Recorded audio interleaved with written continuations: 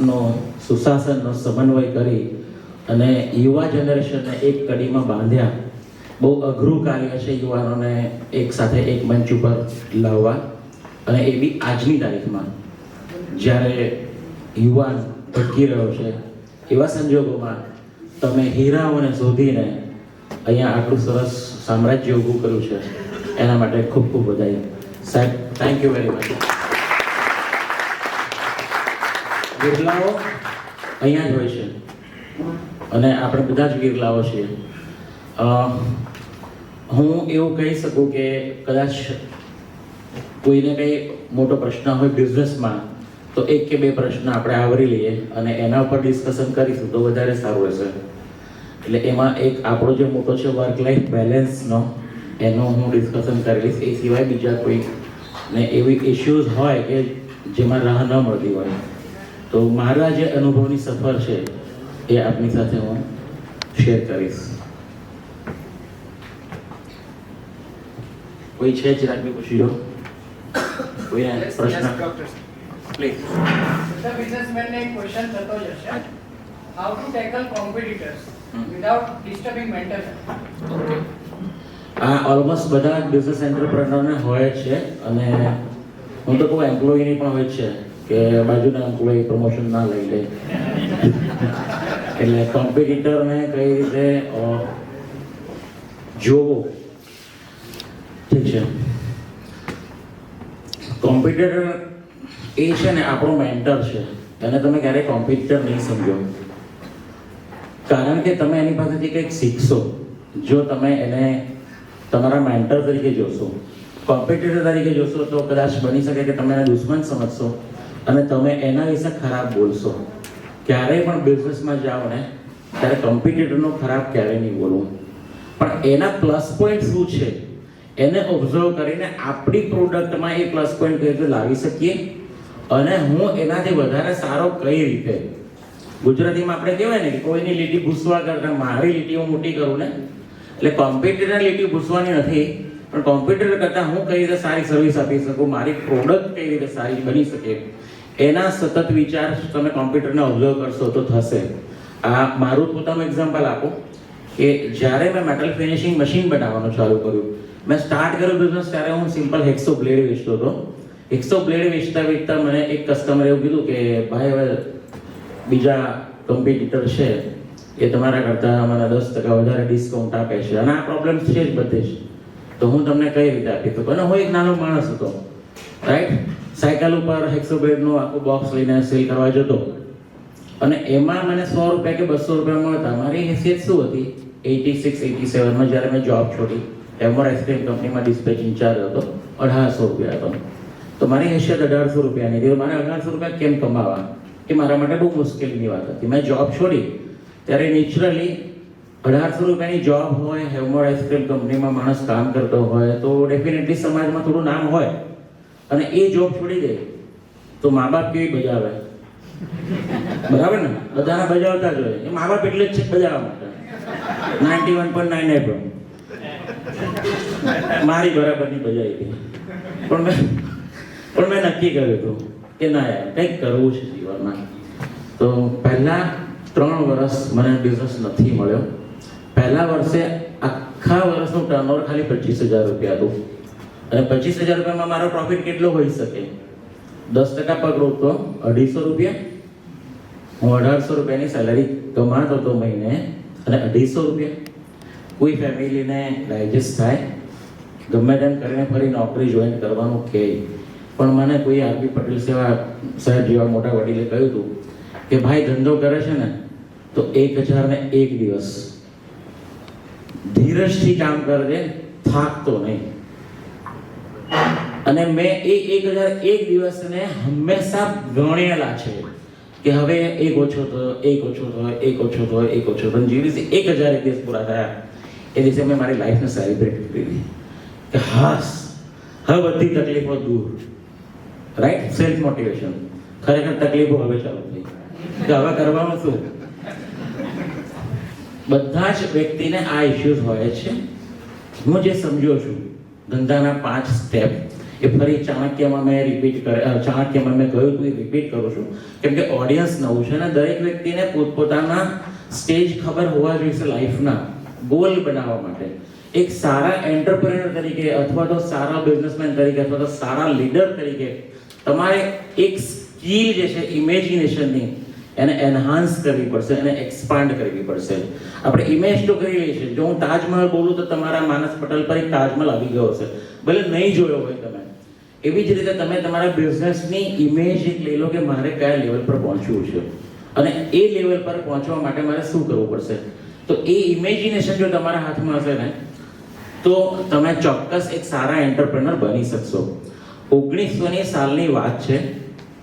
બે ઘોડા એકબીજા સાથે વાતો કરતા હતા કે હેનરીએ ગાડી બનાવી, ભાઈ આપણી નોકરી ગઈ. બહુ ગંભીર વાત હતી. કોમ્પિટિશનમાં પણ આ જ વસ્તુ છે ને, કોઈ સારી પ્રોડક્ટ બનાવી અને આપણી પ્રોડક્ટ થોડી લો ફોલ્સ થાય અને પછી બિઝનેસ ડાઉન થાય. હેનરીએ ગાડી બનાવી, આપણી નોકરી ગઈ. બીજો ઘોડો કે કશું નથી થવાનું, આપણી નોકરી એવી જ રહેવાની છે. કારણ કે આના પહેલા બી તો વરાળનું યંત્ર બન્યું હતું ને, તો આપણને એક સારી ઓપોર્ચ્યુનિટી મળી. પહેલા આપણે ઘોડા શું કરતા હતા, માલ ભરીને ગાડા ખેંચતા હતા અને ત્યારે પણ એવો જ માહોલ હતો કે આપણી નોકરી ગઈ. તો શું થયું, રઈસ લોકોએ ઘોડા ગાડી બનાવી અને આપણને ઉપરથી સારી ઓપોર્ચ્યુનિટી આપી, આપણું એક લેવલ વધાર્યું. આવું બે ઘોડા વિચારતા હતા અને એ બંને ઘોડાએ એને લાઇટમાં લીધું. આજે એ ઘોડાગાડી જોવા મળે છે આપણને? નથી મળતી. ભાઈ મળે છે કે કદાચ બહુ જ રઈસ હોય તો એણે એના ઘરની અંદર ઘોડો લોકોને બતાવવા રાખ્યો છે, પણ એ ઘોડાનો ઉપયોગ ખરા? અહીંયા વાર્તા શું કહેવા માંગે છે? ચેન્જ થઈ રહી છે દુનિયા, તમે એ ચેન્જને સ્વીકારી લો. અને ખાલી સ્વીકારવાથી તમારું કામ નહીં થાય, સાથે સાથે શું કરી શકીએ આપણે એ ચેન્જમાં આપણે આપણી લાઈફને કઈ રીતે એડ કરી શકીએ, કઈ રીતે આપણે ડાયલ્યુટ થઈ શકીએ, એ બહુ ઇમ્પોર્ટન્ટ છે. જો હું મારી લાઈફને ચેન્જ નહીં કરું આજના માહોલની સાથે તો હું આઉટડેટેડ થઈ જઈશ, જેમ ઘોડા આઉટડેટેડ થઈ ગયા. અત્યારે આર્ટિફિશિયલ ઇન્ટેલિજન્સનો જમાનો છે, મશીન લર્નિંગનો જમાનો છે. જો આ ટેકનોલોજી આપણે નહીં શીખીએ તો આપણે આઉટડેટેડ થઈ જઈશું. એટલે જ હું ઘણી વખત મારી લાઈફને આઉટડેટેડ ન થવા માટે મારાથી 10 વર્ષ નીચેની ઉંમરના માણસો જોડે બેસું છું. ઘણી વખત મારી સોસાયટીમાં એવું કહે છે કે અરે તને યુવાનો જ બહુ ગમે, તો અમારી સાથે બેસ ને. મને યુવાનો પાસેથી નવું શીખવા મળે છે, મારાથી 10 વર્ષ નીચેના વ્યક્તિઓ જોડથી મને કંઈક શીખવા મળે છે. એટલે હું એમની પાસે રહું છું કંઈક શીખવા માટે, અને મારાથી 10 વર્ષ ઉપરના મોટા માણસો જોડે હું બેસું છું, એમની પાસેથી મને અનુભવ શીખવા મળે છે. અને એટલે મારો રસ્તો નીકળે છે કે મારે બેલેન્સ લાઈફ કઈ રીતે કરવી.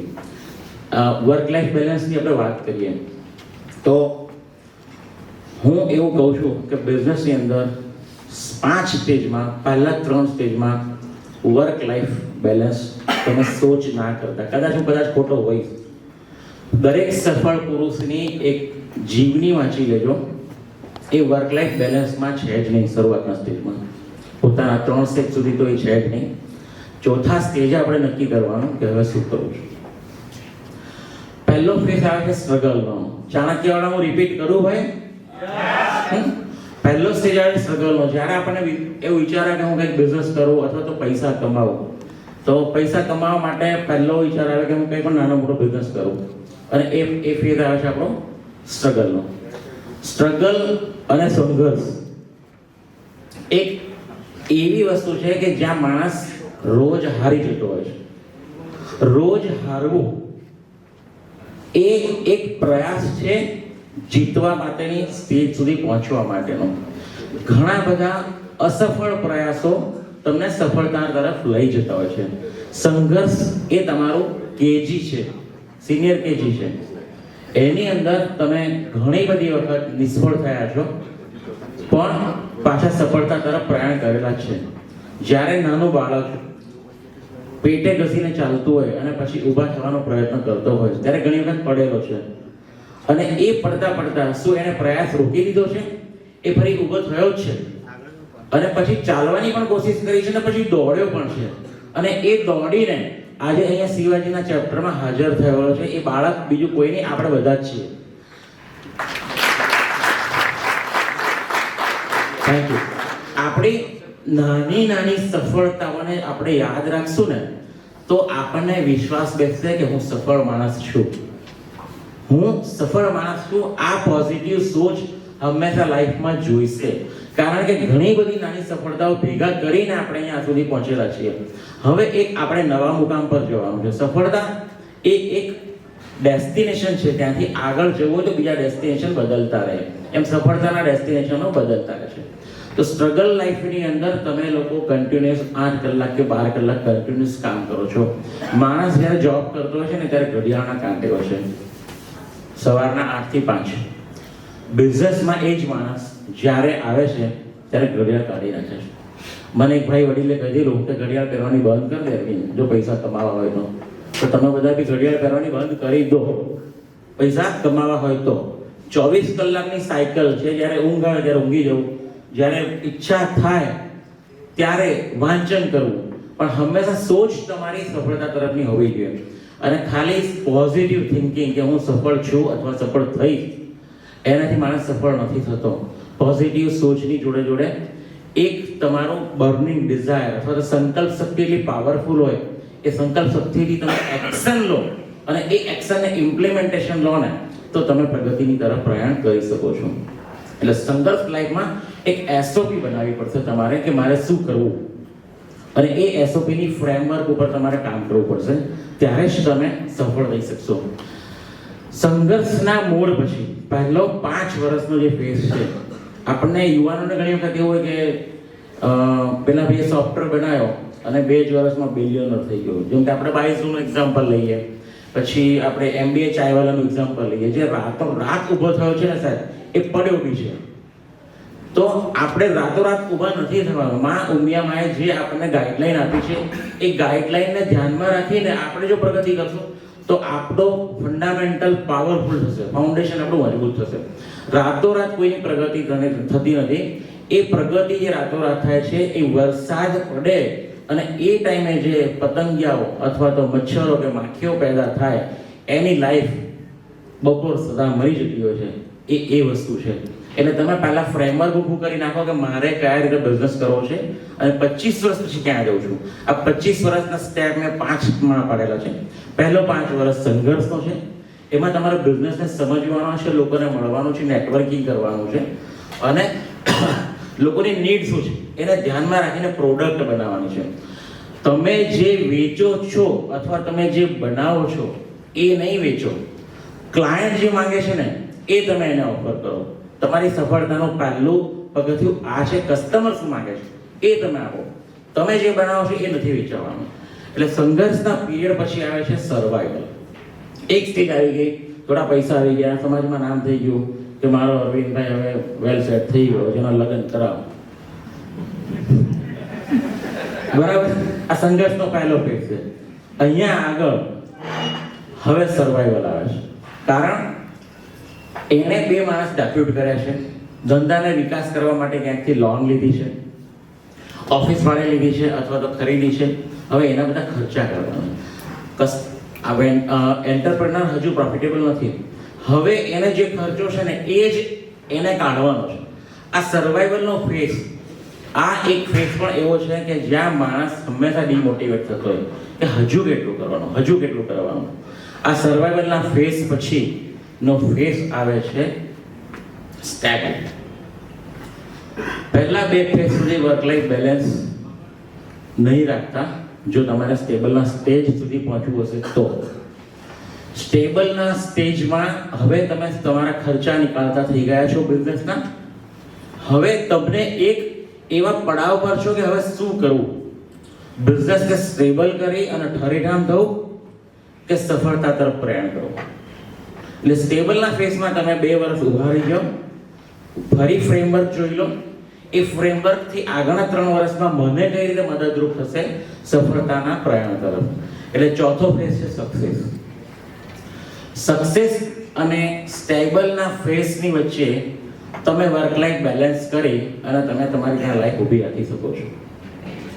પણ હજુ બી એન્ટરપ્રેન્યોરશિપનો કીડો મગજમાં હોય આપણને, એટલે એમ થાય હજુ કંઈક મોટું કરું, હજુ કંઈક મોટું કરું, હજુ કંઈક મોટું કરું.